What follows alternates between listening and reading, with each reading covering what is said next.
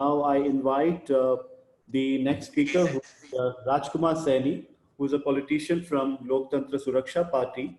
And he was also the member of Lok Sabha from 2014 to 2019. Mr. Saini ji, please join us right now. नमस्कार, मैं लोकतंत्र सुरक्षा party की तरफ से आपको ज्वाइन कर रहा हूँ। संभवतः मैं हरियाणा से हूँ और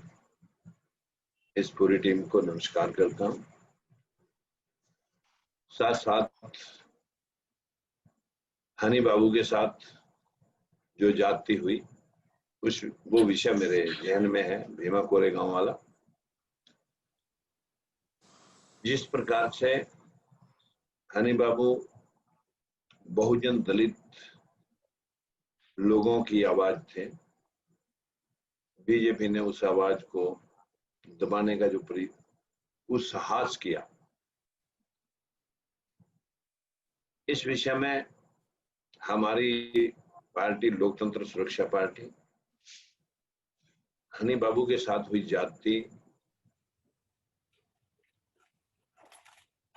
और उस जाति के पश्चात उसको अभी तक रिहा ना करके जो बीजेपी ने दुस्साहस का दलिया कर रखा है, मैं खेद है इस बात का कि आज प्रजातंत्र की हत्या हर रोज सत्ताधारी लोग करते रहते हैं। मैं इतना ही कहना चाहूंगा, जो हमारे बहुत सारे साथी यहाँ पर अभी बोल करके गए हैं, उदित राज जी और अनूप जी, पी राजीव जी, प्रेम जी, ये सभी लोगों ने हनी बाबू के विषय में बहुत जानकारी इकट्ठी करने के पश्चात जो बहुजन दलित लोग हैं, जिनकी आवाज थे, जिनकी जो maximum voice of poor people, उस आवाज को अगर बीजेपी आज दबा करके जनता के बीच में हमारे प्रधानमंत्री नरेंद्र मोदी जी एक गरीब तबके की आवाज बन के वोट हासिल करते हैं, रेलवे स्टेशन पर चाय बेचने वाला बन करके लोगों के दिलों में जगह बना करके उनके दुखों का निवारण करने के वायदे करते हैं, लेकिन हनी बाबू जैसे जो जनता की आवाज थे, गरीब लोगों की आवाज थे, सोशल जस्टिस के मसीहा थे, उनको कहीं सपोर्ट करने की बजाय बीजेपी ने जो अरेस्ट करके जो दुस्साहस किया है, हम उसका विरोध करते हैं। और आप सभी के साथ लोकतंत्र सुरक्षा पार्टी की पूरी टीम पूरे देश में,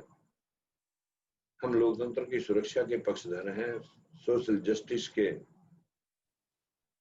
पक्षधर हैं। जब तक सोशल एनवायरनमेंट सही नहीं होगा, बहुजन पीपल्स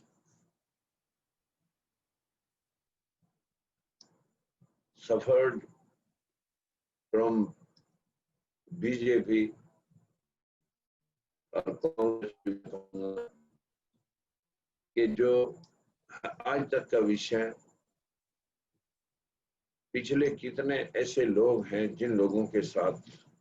इंसाफ की बजाय आवाज दबाने का, गरीब लोगों की आवाज दबाने का, बहुजन लोगों की आवाज उठाने का जिन लोगों ने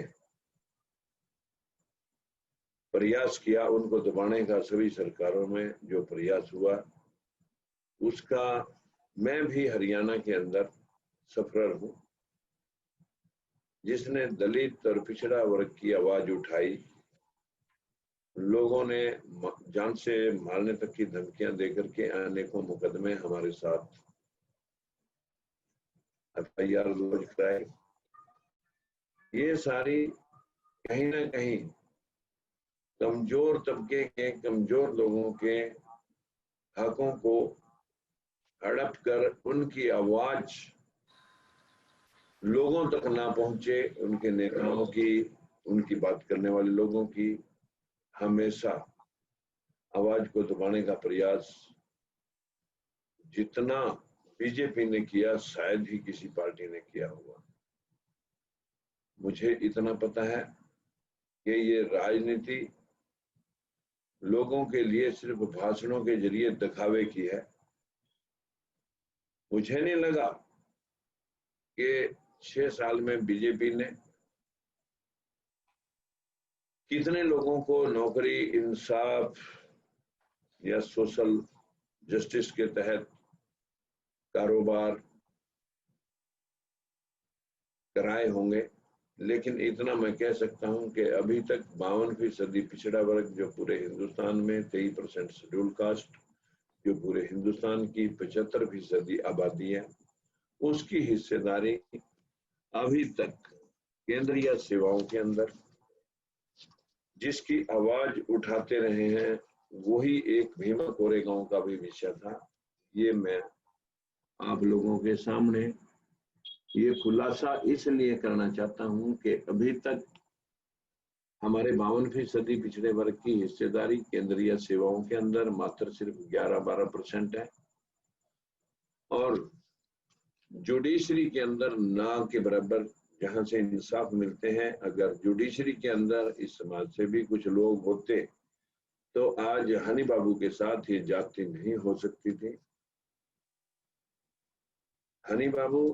भीमा कोरेगांव के ही नहीं, पूरे देश की आवाज थे, बहुजन लोगों की आवाज थे। हम हनी बाबू के साथ हुई जाति के खिलाफ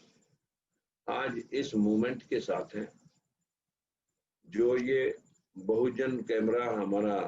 आज का इस प्रोग्राम को अरेंज कर रहा है, ऑर्गेनाइज कर रहा है, हम आपको बधाई देते हैं इस बात की कि आप लोगों ने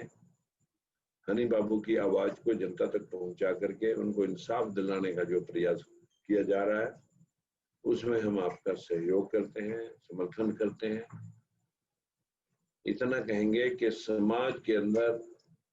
जितनी जुडिशरी है, अभी तक दलित की मात्र 17-18 जज ही पूरे देश के हाई कोर्टों और सुप्रीम कोर्ट में अभी तक लग पाए हैं और बैकवर्ड क्लासेस का पूरे हिंदुस्तान के सभी हाई कोर्टों, सुप्रीम कोर्ट के अंदर